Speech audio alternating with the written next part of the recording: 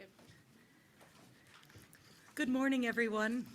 I asked Reverend Wendy if it was possible that we would be able to read the poem from the piece that the choir is singing today, because they are very significant words, and Mr. Bill Hulty agreed to sort of do a dramatic reading with me. This is a piece that specifically we had in mind for next week with our flower communion, but as I walked in this morning, our surrounding with these gorgeous flowers could not be more perfect for the text that we are reading this morning. So this is the poem, "And Nature Smiled." On the hillside grew a lovely rose, a beauty to behold. The sun and rain did bless the rose, and nature smiled, it was told. Proud was the rose midst the widowhood, its fragrance pure as finest gold. All creation understood and bowed as its petals would unfold. Soon the weeds did gather round the rose. "Share with us your beauty," they asked in coy repose. "Give us each one petal, for then we all will be beautiful and worthy to stand with dignity."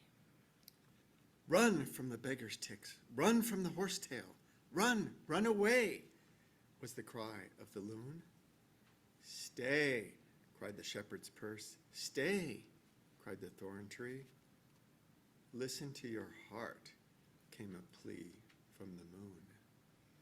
Then a stillness settled on the land. The rose in all her wisdom stretched out a gentle hand and touched each one around her. None was to be denied. She knew the secret of their beauty came from deep inside. Each of you is part of a plan from above. You give life to others. There is no greater love. Be strong in one another, and then you all will see you won't need any petals. You have your dignity. On the hillside grew a lovely rose, a friend amid the wild. The sun and rain did bless the rose, and nature smiled. And nature smiled.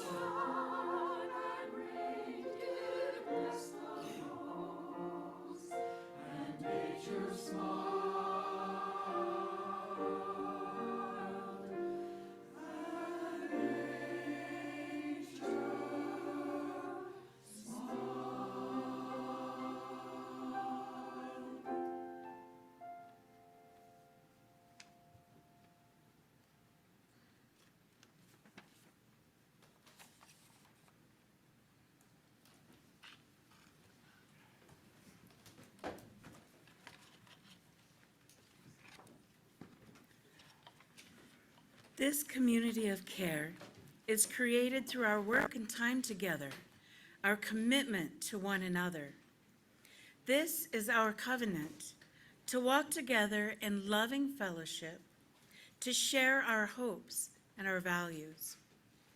As we pass these baskets, we thank you for your generous gifts, which support the work of this religious congregation, community, and Unitarian Universalism in the world at large. As a reflection of our values, we are pleased to participate in the Change for Change program. The coins that you place in the basket today will support the work of nonprofits in and around the Grand Valley. So with gratitude, we will now receive today's offering.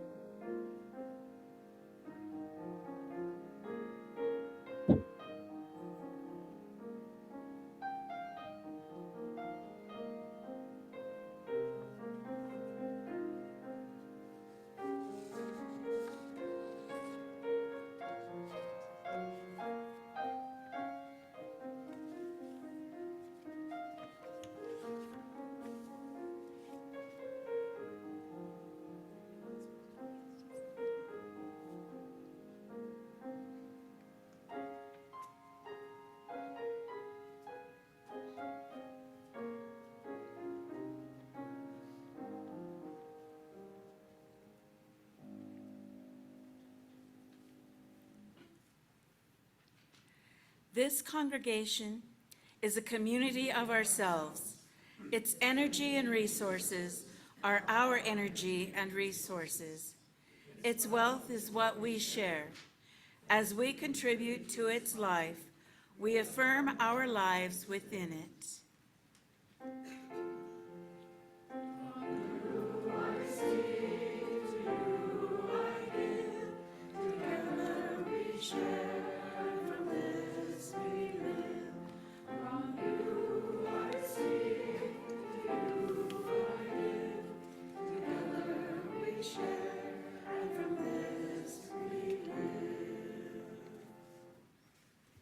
We'll now sing hymn number 1008, When Our Heart is in a Holy Place.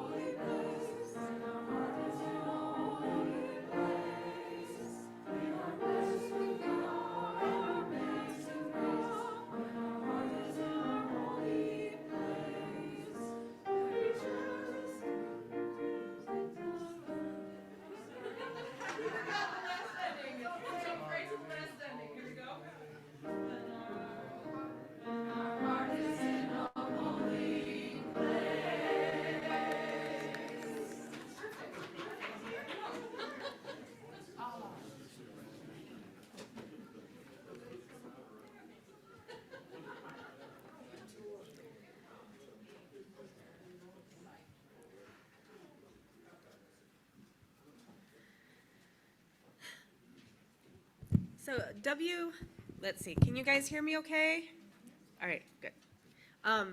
W.B. Yeats said, "The world is full of magic things, patiently waiting for our senses to grow sharper." And Diana Palmer said, "There are in life a few moments so beautiful that even words are a sort of profanity." A few years ago, one of the Soul Matters themes that we looked at was the concept of awe. And as I was thinking about the importance of creativity in our lives, I realized that true creative expression is and should be accompanied by a sense of awe. And according to dictionary.com, awe is a reverential respect mixed with fear or wonder. And I think of it as sort of a holy wonder with love and beauty wrapped up in a single momentary experience, an experience that in one moment transcends time. And to me, that's how I understand awe. It's like when the singular becomes the whole, and all of a sudden it becomes something that our minds can't even imagine, and yet there it is in a lived experience. To me, that is awe. And so I'm sure that all of us have, I hope that all of us have had some of those sort of transcendental experiences in our lives, whether mystical and spiritual, or for me, a lot of times it's just when you're at the top of a mountain, when you're skiing, and that cold air is hitting your face, and you feel the wind, and you look down, and everything is white, but then you look in front of you, and the mountains are purple. Those experiences. Last night's strawberry moon. Those are experiences of awe. And usually when those happen, if you allow those experiences to come into your life, they're accompanied by joy. And I think about it, and that, to me, that is what creative expression in its best sense is. That sense of awe accompanied by this sense of joy as we are active participants in bringing something into our own lived experience. To me, that's true creativity. And so, I don't know how often we think about what it means to be creative in the world, but we're creative all the time. The creativity of this beautiful setup for the wedding was the creative expression of a few of our congregants, Patricia and Wendy and Linda and Peg. The creative expression of the music that this choir just shared with us. Creativity is everywhere. And I came across a reading a few years ago. I've shared it before, but it's been a while, so I'm going to share it again. And it's called A Day Without Art by Stephanie Millings. And she starts by asking the question, what would a day without art look like? We would have no authors to paint the visual images we muse over while reading poetry, fiction, and or nonfiction writing. Without books, magazines, and or journalism, written communication would be purely factual without the presence of various literary devices used to enhance meaning or expression. Music would not exist, so there would be no singing to the radio in the car, attending concerts, or singers performing the national anthem at ball games. Young children in school would not learn their ABCs, the 50 states, or other academic content through song.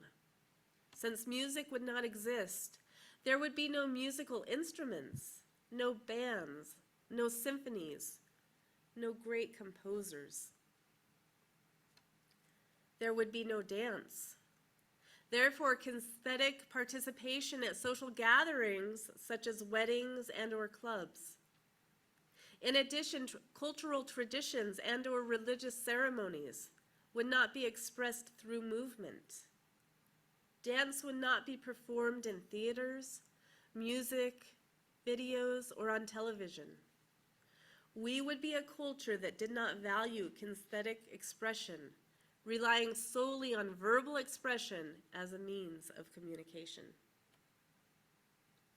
Inspiration for architectural design would be solely based on function without attention to form.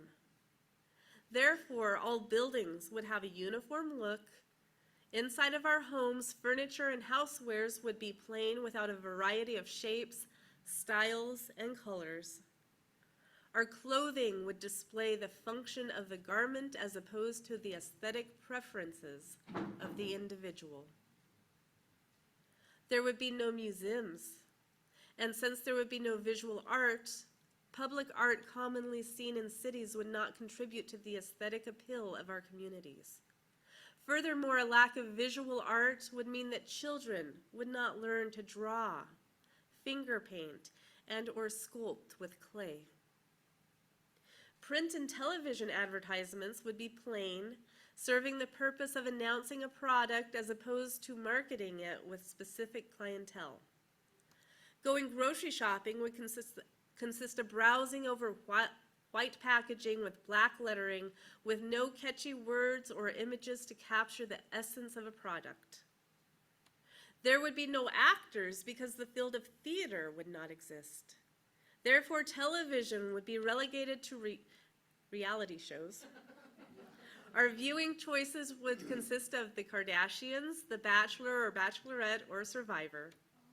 Commercials would not require actors to convince an audience that they need the product they are advertising.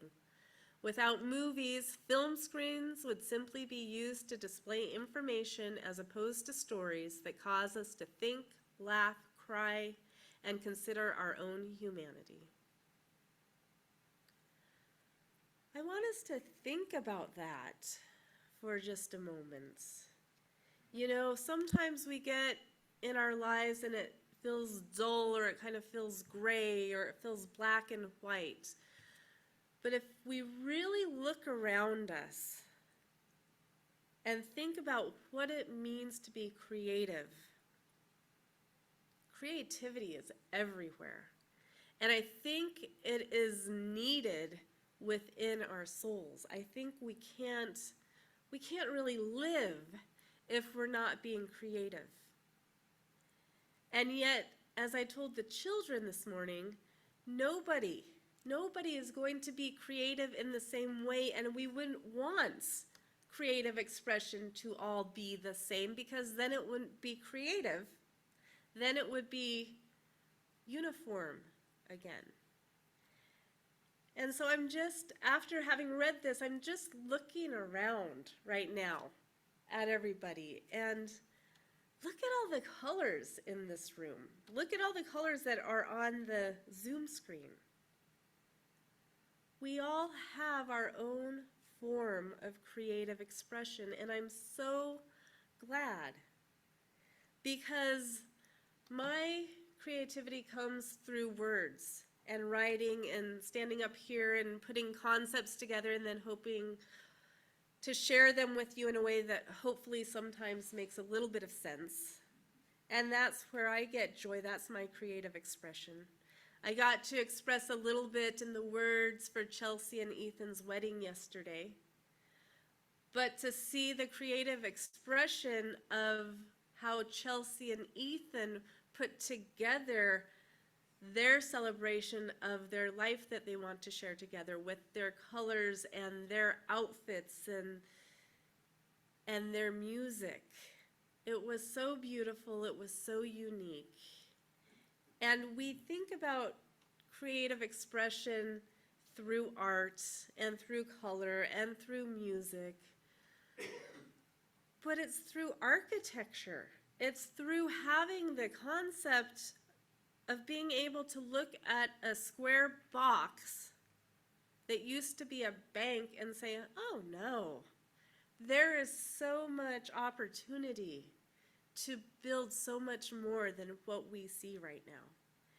And I remember walking through this building probably about maybe even 10 or 11 years ago now, and thinking to myself, I don't see it, because that's not how my creative expression works. I just looked at a bunch of books with a big hole in the middle of the floor because there was a excavator. I don't think that's the right word, but escalator. Well, what was it?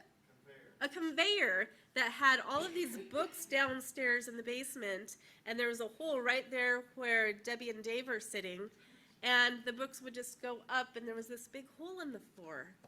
And I thought, and members of the congregation were saying, oh, this is amazing. We're going to make this into something magnificent. And I was thinking, I just see a hole in the floor. But that's because my creative expression and Gary and Joel's and Dennis's and John's creative expression are not the same. And we don't want it to be the same, because we wouldn't have 99% of what we have in this world today if we all in our individual lives were not creating. And I hope that there's nobody here that is saying to themselves, oh, everybody but me. I hope nobody is saying to yourself, I don't have creative expression, because that's not true. That it's not possible. It is not possible to be a human being and not have creative expression.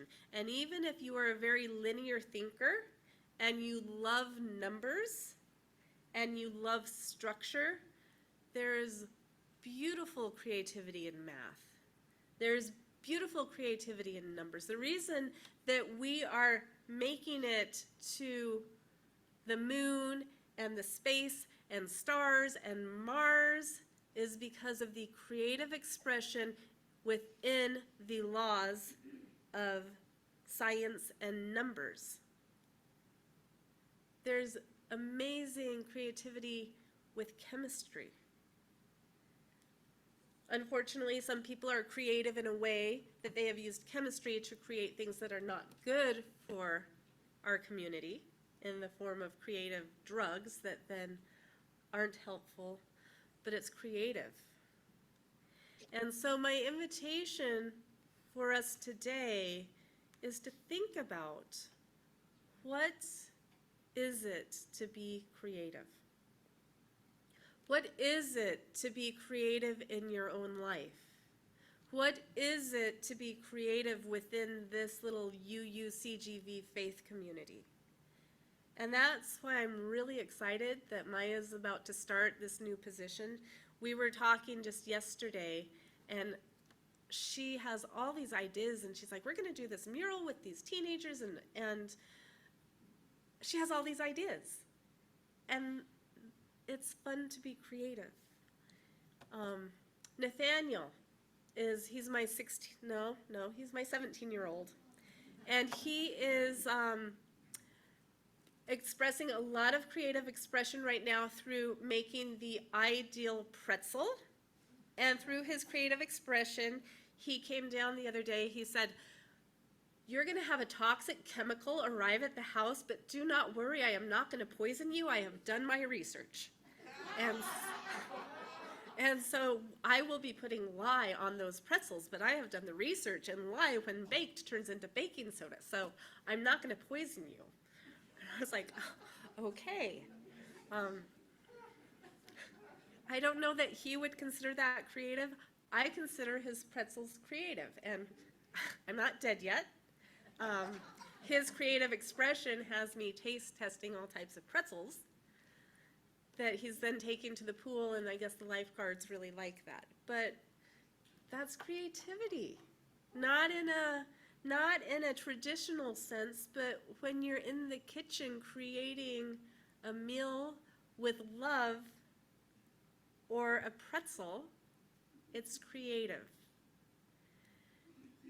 And so I think about that, and I think about what it means to be human. As a minister, I'm always thinking about what it means to be spiritual. And I realize today that if we take our humanity, we take that inherent sense of creativity, we put those together, maybe that's what it means to be spiritual, is creating who we are as human beings with that creative expression, and then we become something more. And to me, that's spiritual. We have chaplains that meet here once a month, and one of the chaplains was talking about compassion fatigue, and he had read this article that said, you know, compassion fatigue isn't because people care too much. Compassion fatigue happens, and it doesn't happen when people are in hard, difficult situations. Compassion fatigue happens when you are in a hard, difficult situation with somebody else and you don't have a way or the power to affect change or help make the situation better. It's not about the situation itself, it's about the power to have agency to help change the situation. And that's where people get exhausted. And so I wonder if there are any of us in our lives who are feeling exhausted or tired or bored. I wonder if it's because we've lost some of our creative expression and we've decided that we don't have the agency to make change in a way that expresses who we are. And if that is happening in your life, I invite you just to think about that. Is there a way that you can make a small little change? You don't have to sell the house and move across the country or divorce your spouse. But is there something in your life that's missing, and is there something in your life that you can bring to it to just change things up, make things a little bit different, and expand your understanding, your definition of what it means to be creative? Because as human beings, I don't really think that we can truly live if we're not creating. But we have to expand our understanding and our definition so that we know that we are able. Even if it's in your imagination. One of my chaplain friends, Scott Hogue, has a beautiful quote that he's written before, and I don't have it, I'm just paraphrasing. But he was talking with an old man, he had been a World War II veteran, and he was about in his late 90s. He was at Hope West dying, and he was telling Scott all these stories about who he had been and what he had done, and stories about World War II and then his life after that. And he said, and now, even though I'm in this bed, I still have great purpose. He said, I now get to slow down and I get to dream dreams.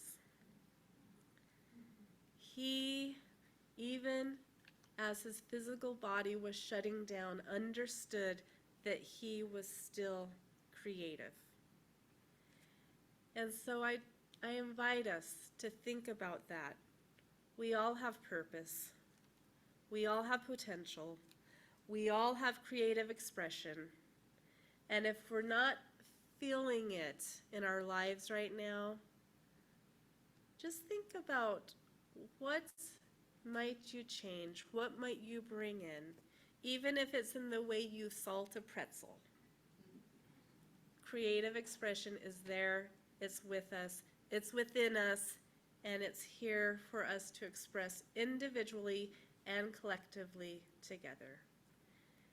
And so with that, there's clay at the back, not tons of clay, but if you want to be a little bit creative, grab some clay at the end of the service and figure out what it is you want to create. Let us sing 1017, Building a New Way.